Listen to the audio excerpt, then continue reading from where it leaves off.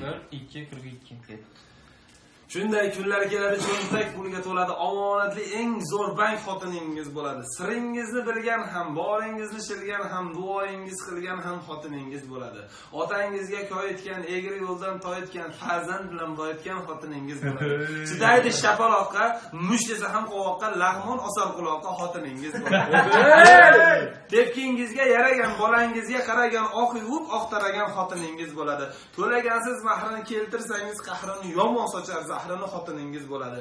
Keldi dunyoga turfa xotin urar toifa, qo'l ko'tarmang, zaifa xotiningiz bo'ladi. Qaynonani qayragan, ich-ichidan yayragan, ertalabdan sayragan xotiningiz bo'ladi. O'tmishingiz kavlagan, ishqisi avragan, bitmaguncha javragan xotiningiz bo'ladi. Aytib kamu ko'stingiz shilib olar postingiz, haqiqiy chin do'stingiz xotiningiz bo'ladi. Ishingizdan qoldirgan, belingizni toldirgan, aytganini oldirgan xotiningiz bo'ladi.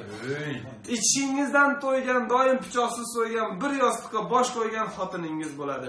Mast kelib urishsangiz, ne qilishni biladi, militsiyaga berib yuborgan xotiningiz bo'ladi.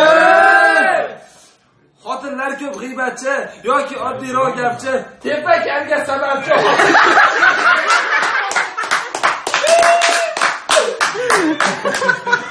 Qorningizni to'q qilgan, ertalabdan do'q qilgan, nasrinani yo'q qilgan xotiningiz bo'ladi. Soya solmasin ham, ko'zlari bo'lmasin ham, uni qilganida ham xotiningiz bo'ladi. Bravo.